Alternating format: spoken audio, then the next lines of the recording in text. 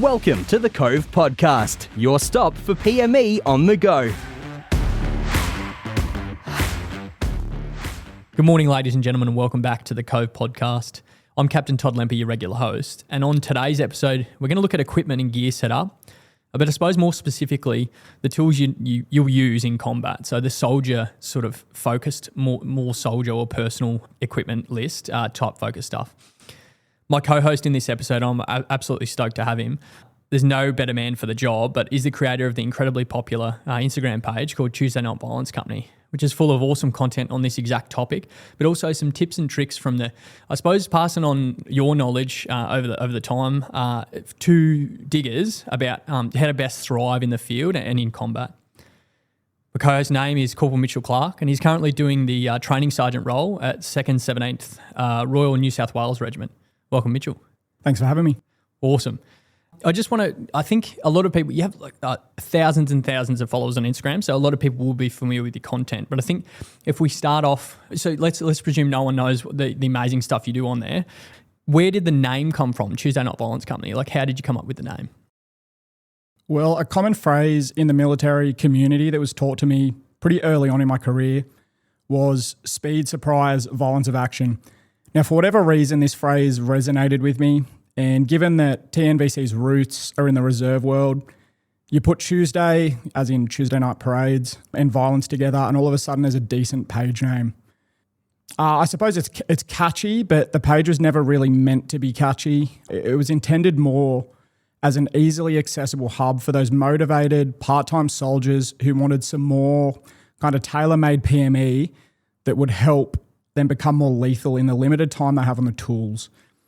At the time, I had one of my diggers who was somewhat of a protege of mine. I had spent a lot of time and effort training with him to get him as fit as I could. And a lot of that effort went into creating a bunch of easily run PT sessions that were pre-planned, that would give a heap of bang for your buck in terms of time. And they were very easy to run for reserve units for PT. So I'm talking about kind of like CrossFit sessions, CrossFit type sessions that give you like a lot of, you're doing a lot of volume in a short amount of time. And you don't need too much equipment, right? You don't need like a whole bunch of like rogue rigs or dumbbells or anything like that. A lot of them were just on a footy oval. Eventually I realized that I had a massive amount of these PT sessions saved and all of them had been run. So I'd actually run all of them myself. So I had a decent amount of kind of statistics on it, on like what the standards should kind of be. Because a lot of the time like my mates would run it as well. So I had all this data and then all of a sudden like guys from the unit started hitting me up for some of these sessions. And then all of a sudden like people from outside the unit started asking about these PT sessions. And then it just seemed like a pretty reasonable idea to just come up with like a little kind of page type thing to put it all on.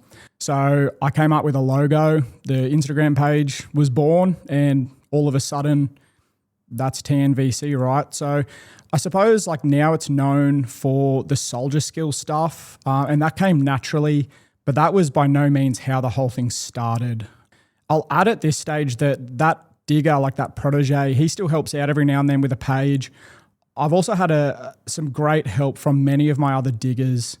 I'm constantly learning from others, and this has been a huge benefit in both my own pro dev and also in creating meaningful content on the page.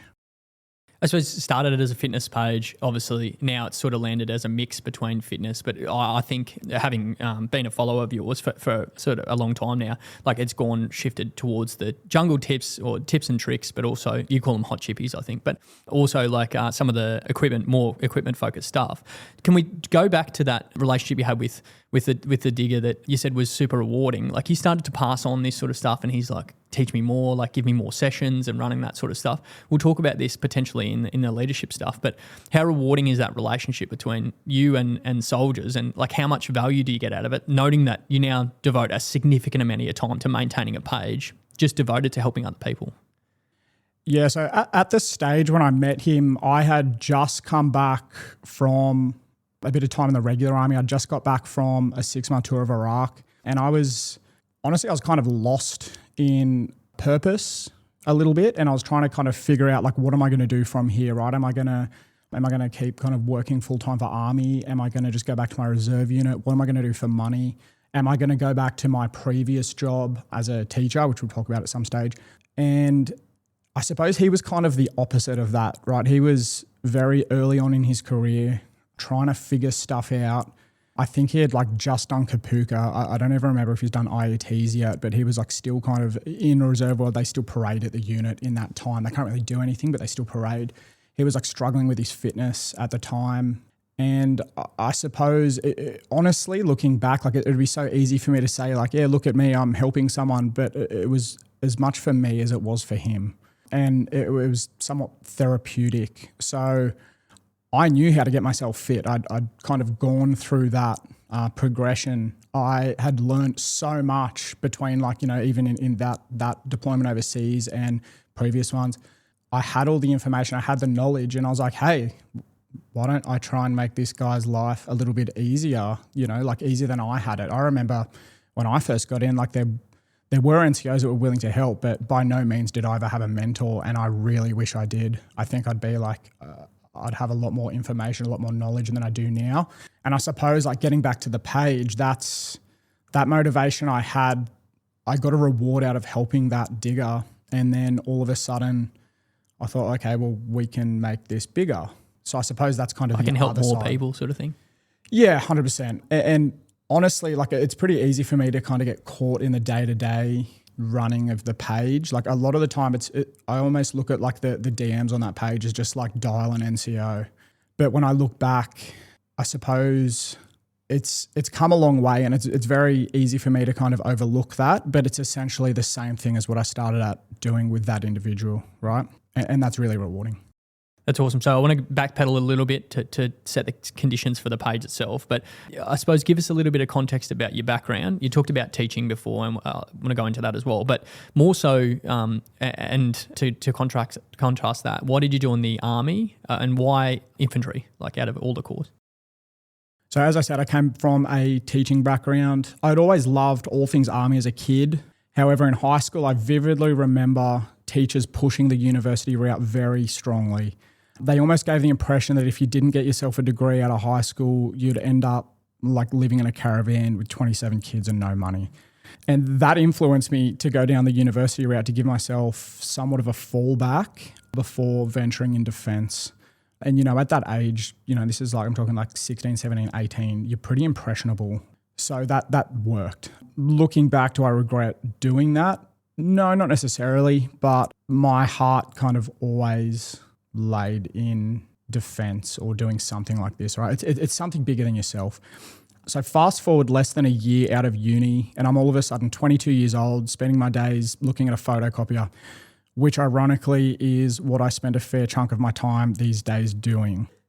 I suppose the difference now is that all of this work I'm doing behind the scenes is like helping to enable like realistic training, right? So it's actually doing something bigger than myself, and I've had my time like on the tools. I'm very happy with the amount of time I've had on the tools. I've got to do some like really cool stuff.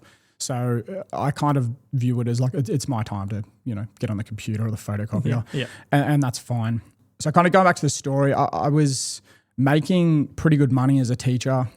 I still wanted something challenging. So I went into DFR and I was informed there were spots on my local reserve infantry unit. And since it was part-time, I could keep my current well-paying employment. So that was good. Like the money was so good. At the time when I went into DFR, they pushed me, like I did my first session. I forgot, it's like U session, I think. And they were trying to push me into, I think it was artillery forward observer or something. And that sounded cool, but honestly, I didn't really know enough about it. We in the recruiting episode with Colonel Watson, we talked about FOs and it being difficult to describe what they actually do. So trying to recruit people to be a Joint Fires Team commander or inside a Joint Fires Team is difficult, yeah. Yeah, I'd watched a lot of like war movies, but I didn't really do my research before going into DFR. I was like, oh yeah, I've watched Band of Brothers, I know what I'm doing. Like, no, it doesn't really work like that. So as to the why infantry, so when I was a kid playing Army, I certainly never spent that time like stock taking equipment, driving tanks or tending wounds. I was always running around the bush with my little toy M16, plastic helmet and pack. And for whatever reason, infantry appealed to me then and appealed to me at this stage when I joined. There are a lot of diverse, meaningful roles within defence, and I'd challenge potential applicants to consider very carefully what ECN they want to become as it's perhaps the biggest factor shaping your career outcomes. But for me, it was always infantry that appealed, and I'm pretty happy with that now. I've certainly had quite an unorthodox career working, like going between like part-time and full-time in the army. It's taken me all around the world though, and I've learned so much. I honestly wouldn't change it. It's something, it's sometimes been a wild ride, but I've managed to live a somewhat normal life amongst time away, and the whole time continuing to learn my trade and be the best soldier I can be. That's why I'm here. So that's you as a person, why you chose army, why you chose infantry to be on the pointy end and banging in, like doing the actual stuff. But to go back to the page, I suppose you found an awesome niche and you create content unlike anyone else, specific to Australia, I suppose. But why are you so passionate about gear, specifically equipment? You talked about a morphing from originally fitness-focused stuff to now giving tips about equipment and gear setup. Why are you so passionate about the gear itself? First off, full disclaimer, I'm not actually as big of a gear nerd as you'd likely expect. I certainly have a lot of gear, mainly due to the page existing. I do a lot of like R&D for people. But if you look at my DP1 loadout, there's a few Gucci bits here and there, but it's by no means anything crazy. I haven't got like a million bits of gear in my pack on a day-to-day basis because that just wouldn't work. It looks good, but it won't work. I suppose the one way I like to differentiate myself from a lot of gear nerds out there is that I don't generally fall into fads for the sake of fads. So every kind of bit of advice you see on the page is something that I've tested myself, and a lot of these like gear fads I see coming down or like trends, a lot of the time when I actually try it, it doesn't really work for me. It might look good, so it'd look good. A lot of guys might watch like SEAL Team or it might look really good in pictures and videos, but when you actually have to go out there, like regardless of season, weather or terrain, and actually do your job and it's heavy, a lot of that stuff doesn't actually work for me. I suppose we need to think about like what your job role is, right? It's not a case of like one type of gear is going to work for everybody. Like in the infantry, certain things work, certain things don't. If you become, like that's say light infantry, if you become mechanized or even motorized, like they're quite different in themselves. So different gear is going to work for different people then. Their DP1's going to look slightly different. Yeah, I hope that answers that question. So I suppose the reason gear has always appealed to me is in its ability to assist me in more efficiently completing my job. If I can figure out a way to, say, lighten my pack while still carrying all my MEIs, like my mission essential items, or stay a little warmer in the cold, or perhaps give myself a small ounce of comfort in, say, an unforgiving climate or terrain, jungle, like you've probably seen through the page. I mentioned jungle a lot. And there's a common theme across a lot of guests is like, I think, and a lot of people argue that jungle is the least forgiving. Therefore, if you can fight in the jungle, you can fight anywhere. I think 100%. Magic Eye Warnock on his infill episode into Timor talked about that Tully and Rifle Company Butterworth, amazing opportunities. I suppose the jungle is the most harsh. So if you can fight there, you can fight anywhere. Yeah, so when I first completed my IETs very early on in my career, I completed an RCB rotation, and that's like straight into jungle, right? You do a little bit of workups and whatnot, but it is straight into jungle. And I've gone from like, I've only really been out field on IETs, and all of a sudden I'm in the jungle, and like that first tropical rain starts. I had a few really, really hard days, mainly a few hard nights. And that just taught me straight away, like, okay, you really need to have your gear squared away. And where that fits in, I suppose, to gear is in that environment, like your adversary is going to be working in that environment as well. So if you can figure out some sort of a gear setup or, your whole gear setup that puts you in a slightly better physical or mental or even like spiritual condition to perform at a higher level at your job, then you're going to win, and that's where that's where gear is so important to me. And jungle's like such. The reason I bring that up a lot is because that's like the hardest terrain I've ever operated in. So if you can do it there, as you say, you can fight anywhere. So that's more broadly. So I suppose the gear itself, but now working with a number of different companies, or like discovering different companies that are trying to do some amazing things inside this and trying to match sort of different patterns and provide some really good gear. So you get more opportunity than anyone else to do that. Can you just talk us through like how the page has grown and then giving you access, I suppose, to the Australian companies? Yeah, so I honestly didn't really know anything about like R&D or the behind the scenes for any of these companies when I first started. So as the page has grown, I've discovered and got to know more and more Aussie companies, and mainly the individuals behind them who share very similar beliefs and kind of methodologies as I do in terms of equipment and what it actually does for you. Again, like they're not really focusing on fads. They're more focusing on like, how can I make soldiers better? And a lot of these guys, like they put their money where their mouth is and they're actually putting their ideas into reality. So I've kept in contact with a few of them as they've grown and they've kind of developed a following as well. You probably note on the page, like I tend to share a lot of these like homegrown Aussie pages quite a bit. And that's because like I genuinely like, I like them and they're making good stuff. So a few of them's like, a good example would be Blanchwater Gear. He's making some awesome stuff. Scrubland Co. He makes a really good field pack right now. There's another quite small newer one called 2-3 Tactical. He's been making some really cool stuff and his material's awesome. And there's heaps more than that. But I suppose like the kind of crux of this is these are just guys building gear in their garage for the digs. Like a lot of the time, these guys are like going on Marketplace and buying like worn out secondhand industrial sewing machines and trying to figure out a way to get some sort of AMCU compatible material, which is quite hard to get. And they're just making stuff. And I think that's awesome. It kind of exemplifies that Aussie ingenuity that made diggers so famous. You know, we talk about like, think of like Gallipoli, like, you know, the drip rifle. Like that's like ingenious, right? Yeah. It's just the starting of innovation, of like diggers' innovation. Yeah. Yes, I would argue like it's quite different, but I would argue that these guys are kind of continuing that legacy. I do provide a fair chunk of R&D to some larger companies. Perhaps the most frequent one you'll see on the page is Plat Attack, right? They're like they really are the biggest Aussie gear company. And I don't have any professional arrangement with them whatsoever. They haven't given me a cent the entire time I've been running the page, and I wouldn't want that. The reason is it's going to compromise the way I look at gear, or at the very least it could be perceived that way. I engage in this R&D stuff as more, it's more a hobby for me. It keeps me creative, teaches me the behind the scenes of the R&D process, and it gets me tailor-made free gear. So if I design something, then I'll get the prototype, I'll thrash the prototype, usually somehow break it. We make changes, and that's like me, you know, after I finish work, calling them up and just talking through it with them or sending them emails or whatever.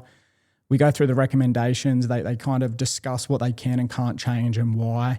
And then when the product is released, I get one. And that's another problem solved in my DP1, right? So usually a lot of this gear is just stuff that I'm like, hey, I want one of these. This doesn't exist. Let's make it. And then we go through the whole process and then I get it. And that's enough for me. That's absolutely awesome. Awesome to have the ability to reach in like that. That's absolutely sick.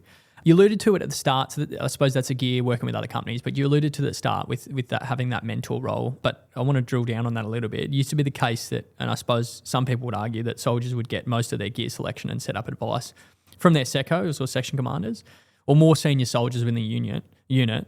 I suppose, how do you do that with the page, or why did you start the page to do that? So take this answer as my perspective only. I joined up at that time just before combat shooting became such a large part of our job, back when like we did a little bit of urban operations, but like that was by no means anything near our main focus. We practiced them to a lesser degree than today. And during this time, I would argue that Army, or rather during that time, Army excelled at fieldcraft. And that's where the vast majority of our efforts seem to be going, right? If it's your main effort, you're going to be good at it. Now, don't get me wrong, this change in focus has led to heaps of increased capability and lethality, and I'm a massive fan of both, like the urban operations continuum and the combat shooting continuum. It's awesome. Like we're so lethal because of it, and it's so important. I do suppose, however, that as we slowly drift towards more of a focus on, you know, urban combat shooting and security operations, I mean, look back to like GWAT, where we were focusing on like counterinsurgency, even like peacekeeping and like, Timor and whatnot. Some parts of that old skill set had to give. So if we don't pass that on, then these bits of knowledge, these like hot jungle chips, as I call them a lot of the time, they're gone, right? You can't get that back. If there's a break in that generational transfer of knowledge, that's gone. I know you spoke briefly about this phenomenon with Lieutenant Colonel Young in the Age of War episode. We're talking about like how we focused so far towards like coin counterinsurgency during the GWAT years. And I certainly have witnessed that in my time. Like both yourself and myself served in the Middle East. So we've kind of seen what that actually looks like. And I found myself resonating with the points made on that podcast. Army has since shifted back to our core job, and I definitely want to ride that wave. But I think those old jungle tips, those soldier skills, whatever you want to call them, they're easy lessons learned. We still have them. They still exist. All those people are like still alive, and they still have that knowledge. So I think it's very important for us to be kind of custodians of that. I suppose you alluded to it before, but a lot of those sort of the hard lessons need to be learnt the hard way, but a lot can be done without needing to go through the circumstances yourself. I suppose, how do you go about teaching people those jungle tips that were learnt the hard way by trying to shield them from going through like terrible times? Now, I believe a lot of those old jungle tips were learned the hard way as well by past diggers, and that knowledge has compounded over like decades and decades of experience. So for us to lose some of that valuable knowledge would be such a shame. So what does that mean for me? Well, I'm trying to learn anything I possibly can from whoever I possibly can before passing on this information to pretty much anyone in the ADF who's willing to learn. And I mean, as an NCO, I get the opportunity to teach, but not necessarily such a wide audience. At work, I can teach like 30 to 100 people generally. With some like really hands-on skills, and I do. But through the page, it's kind of a case of trading some of that depth of information. I can't really teach hands-on stuff so much with the page, but instead I'm teaching more basic skills to a far wider audience. So something I always kind of joke about with like my diggers here is like I taught 11,000 people how to put up a stretcher. Yeah. I saw that post on there as well. Yeah. Weird flex. Yeah. So I suppose like you could easily say, well, what qualifies you to give out advice? My defense to this is that I don't really need to defend myself here. The content does that for me. So people follow the page because they get value out of the content. If it were rubbish content, then I don't think it would have reached nearly 12,000 followers. When you have that many people seeing your work, it's natural to get a few that disagree. But so long as they approach the topic in a positive manner, I'll generally give them the time of day and further explain my reasoning. And usually we just come to an understanding, and that's fine. So I think for the older soldiers and members of the army that like went through that stuff pre-Global War on Terror and the combat shooting continuum and stuff, they're now like sitting there being like, they've got all the tips that you obviously want to pass on. How did you reach through, or like who are you reaching out to get those tips and pass that knowledge on? I think a lot of the like DS staff and OTs you see getting around at like training establishments or even like at your unit, like when you're out as a section or a platoon or a company outfield, and how you get that DS attached to you. Usually he's got like that comforter that comes with the SE Tier 0 that like only old guys use. Yeah. A lot of the time, like they'll get a really bad rap for being kind of old and outdated by younger digs. And I think, that's also NCOs and even like younger officers. They'll just give them a bad rap, and it's so easy to pay them off because you look at them and you're like, hey, I'm a 21-year-old digger. You're like 50. You're like, you might have a limp. You're struggling to keep up with us. Why should I listen to you?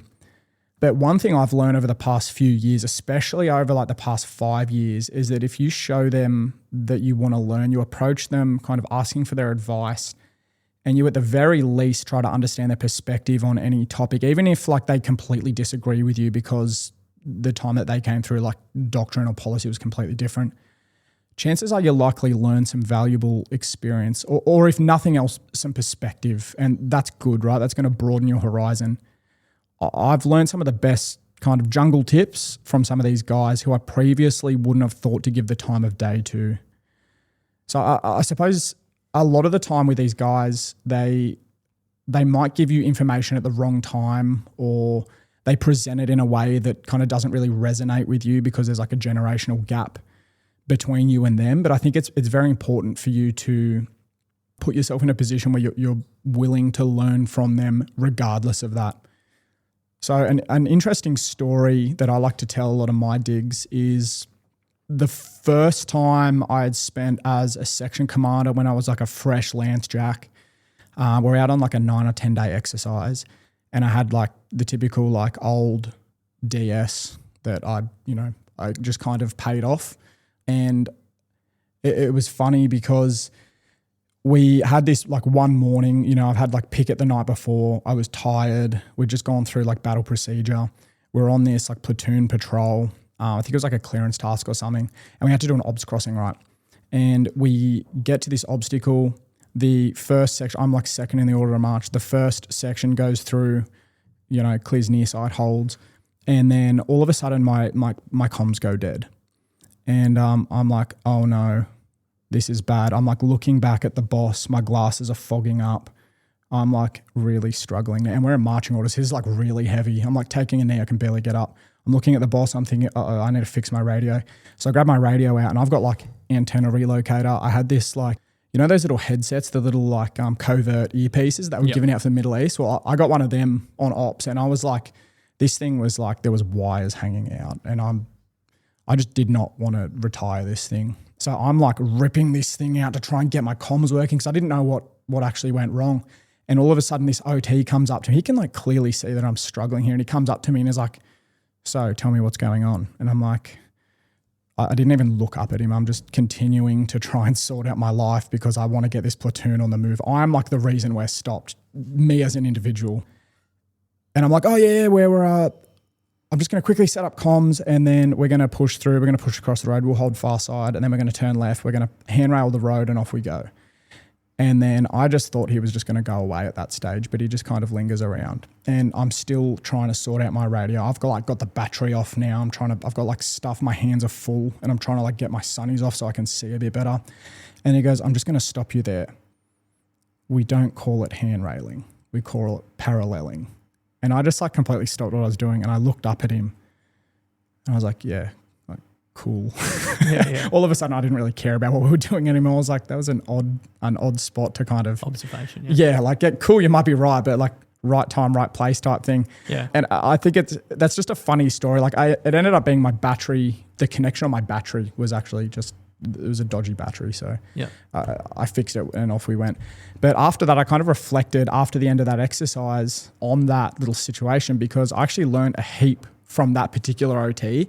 Now, how many of us that say if they went through that scenario would have just paid that guy off for the whole rest of, the exercise? Like we still had like a week with him, and I made a note not to, and I ended up learning heaps for it. So I suppose the purpose of that story was just to highlight that sometimes you're going to want to pay these people off. You're not going to relate to them, but just give them the time of day, stick with it. If you get nothing but perspective, then that's good.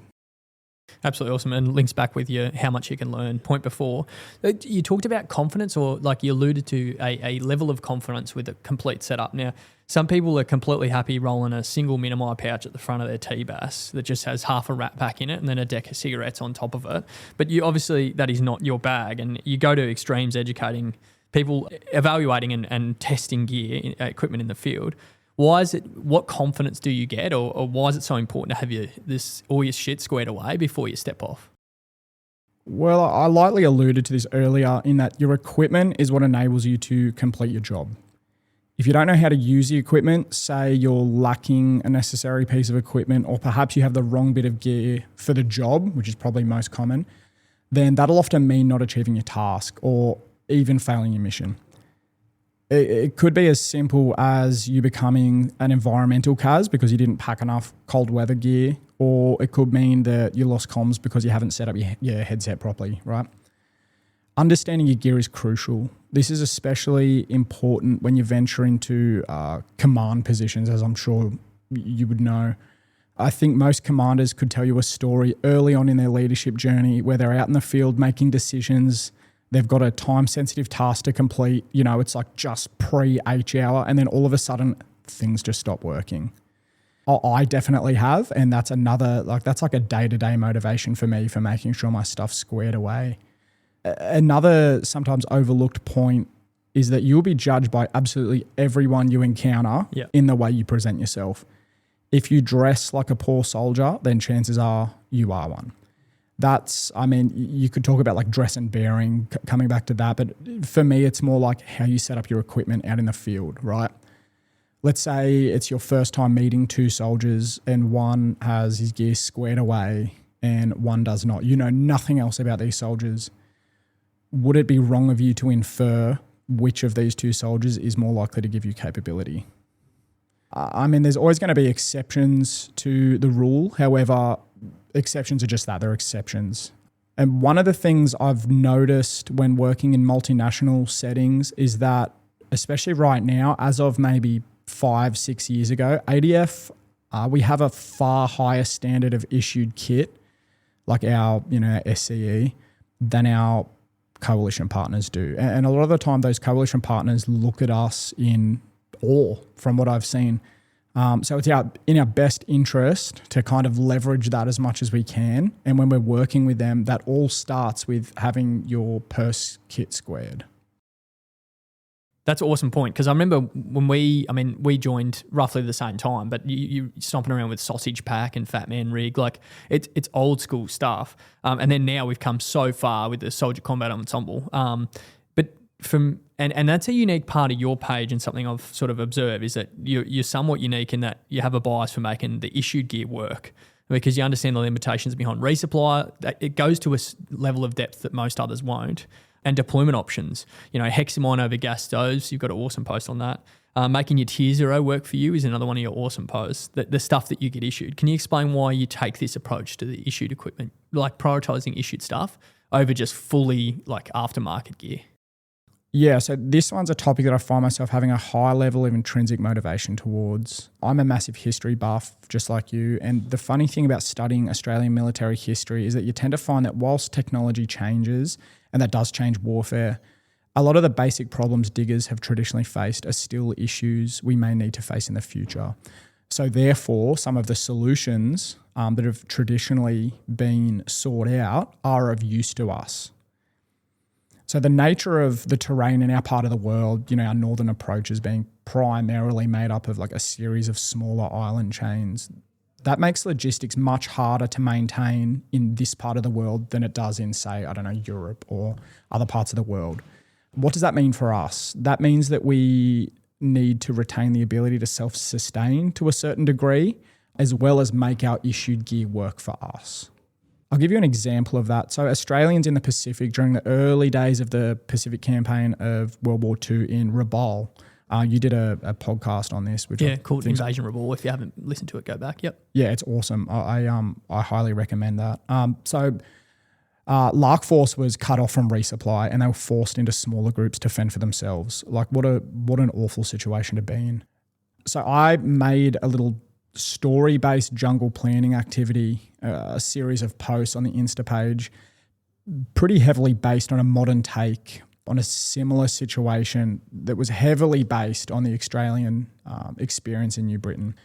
It's called Beyond the Canopy, and it's a story-based series of, I think it's 9 posts, which has the viewer first pack their field pack, so you can actually do this at home, and then they follow along the series using what they've got in their field pack, right?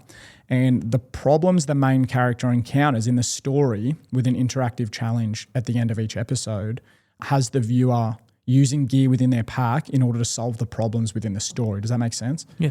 So it starts off with like the basics, like setting up different types of shelters. For instance, like setting up a shelter when you don't have trees. How do you do it? You use sticks and whatnot. And then it moves into more complicated scenarios. So one being a mill float, which is like a skill that we perhaps don't practice nearly as much as we used to. It moves into collecting drinkable water. And then the culminator is like an E&E exercise, right? Whereby you're just using your go bag. You've ditched your field pack because it's too heavy and you need to get out of it. Yeah, 100%, yeah. And I'm really proud of that series, and I think we should be doing more of that type of training because it's a pretty engaging way of making what is essentially a DP1 check fun. necessity comes to mind here also. I think we've all seen quite a shift in the focus of Army in the last 3 to 5 years as we transition back to a focus on higher end warfighting, like peer-on-peer stuff. We need to come up with solutions for evolving problems. So short answer to your question though, I think we ventured too far away from training for compromised logistical scenarios during that era of GWAT, like the global war on terror, like we spoke about.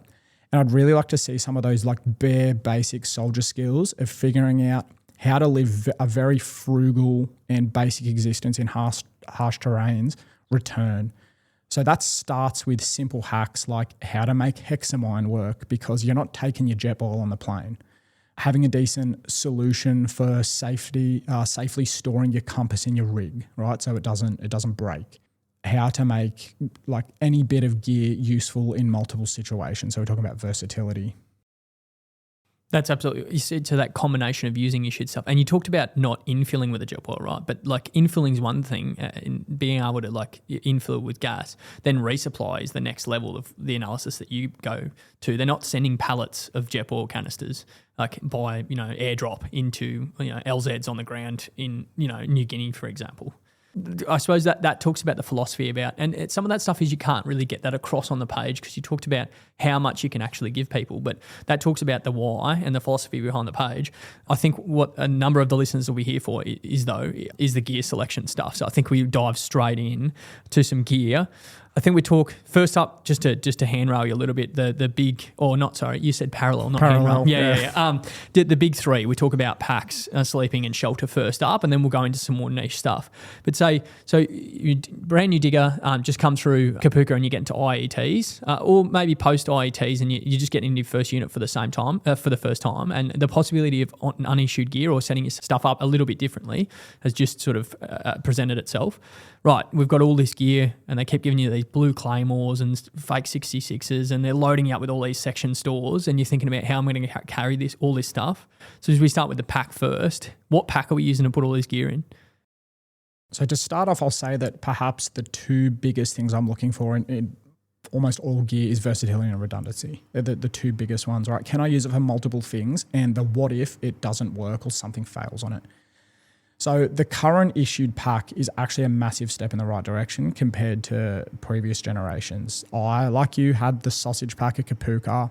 I switched to the old Lamb 125 pack at Singo. You're familiar with them? Yeah. They were massive. Like that, they were better, but they were just huge.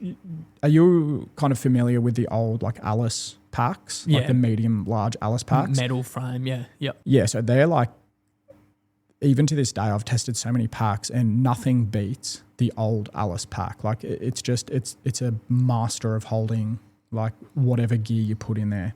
That they worked. Land 25 was a little bit too big. So now coming onto the issued pack, it's good. I'd say perhaps the circumference of like the main body is a little bit large for a lot of the stuff we do in like dismounted infantry, especially in a rifle company. However, the reason it's so big is it's a good solution for the units that carry more than what we traditionally do. So like, 6'4", for instance, like DFSW. So I see why they made it as large as they did. Now I'm currently working with a few companies because I think that there aren't really many good options for aftermarket field packs that are actually kind of DP1 compliant. You can't just rock whatever you want, right? It has to be something kind of reasonable that fits in with DP1. The Scrubland Co pack, I haven't actually had hands-on with it, but he makes a great field pack that kind of solves a lot of the problems with the big issued packs, just a little bit too big for a lot of people. I'm working with 3 companies on 4 different packs at the moment, and they're just like different sizes. So for instance, like again, I'm always going to come back to jungle.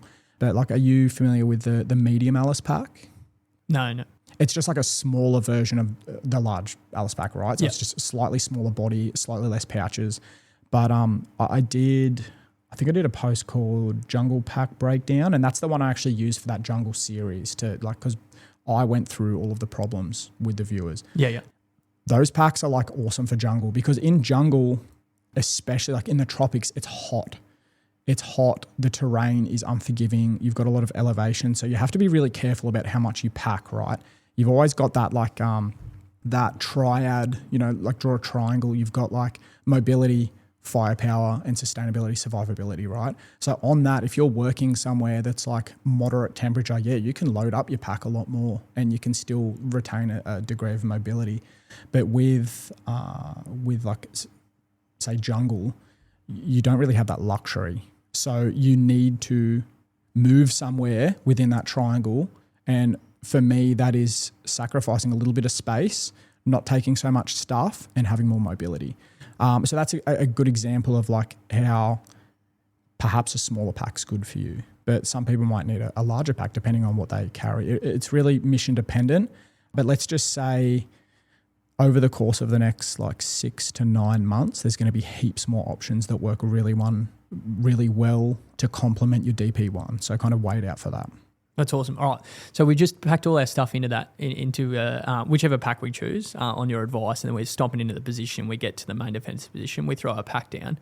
So a number of things will happen between these 2 points, but we're looking at like going down for the night. What shelter are we using? Like, can you talk us through, hoochies, bivvy bags, like what shelter are we using in the field? You talked a little bit about comfort before versus being able to carry things. Just talk us through that.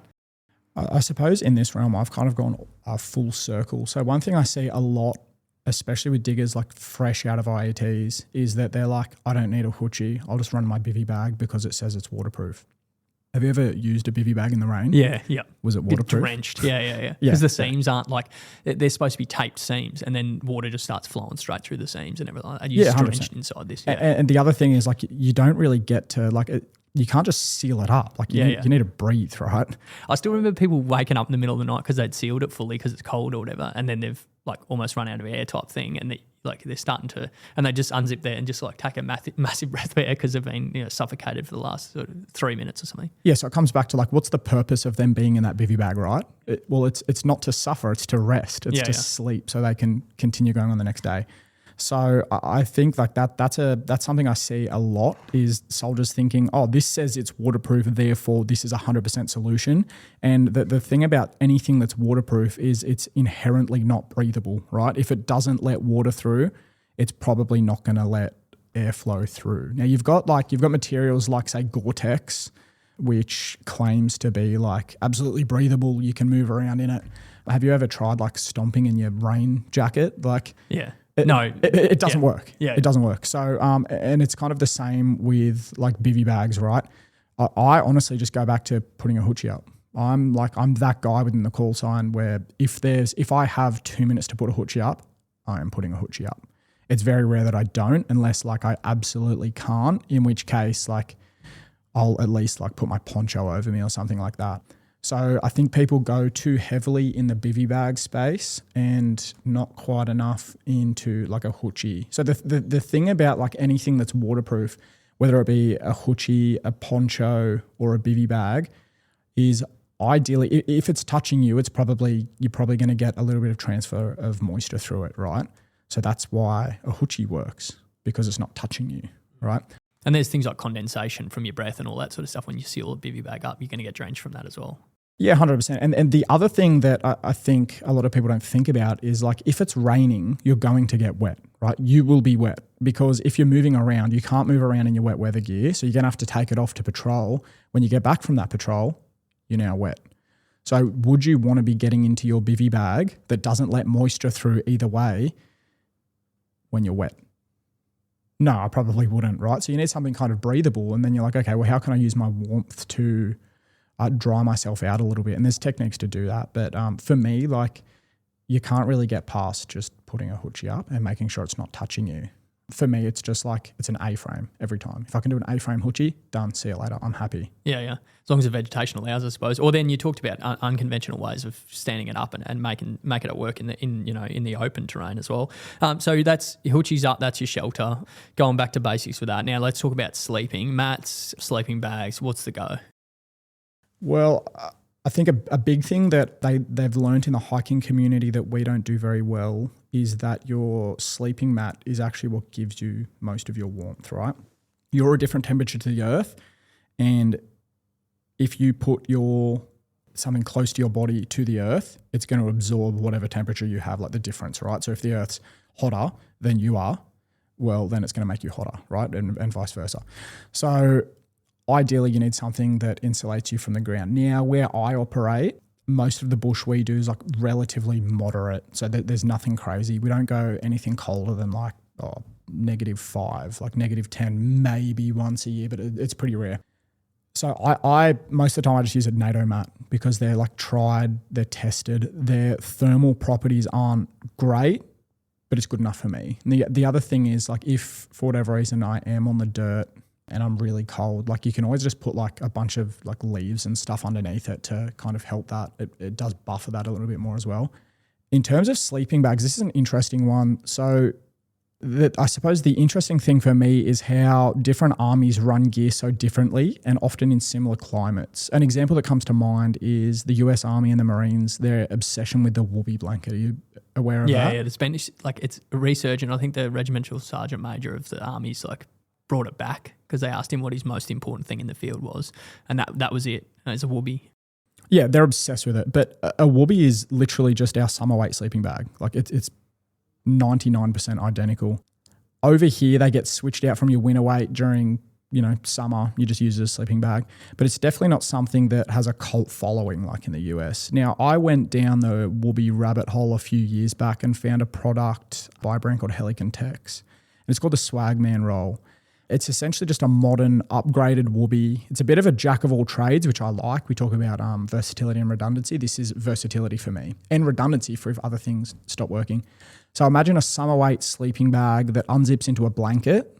It has a hood in it that you can stow, and it's the same dimensions as a mill poncho. So like even the hood's in the same spot. So this means you can use it as a poncho liner. You can use it as a cold weather jacket. It kind of clips up around you. You can use it as a blanket or you can use it as a sleeping bag. And it's like this DWR material, so it doesn't absorb water very well.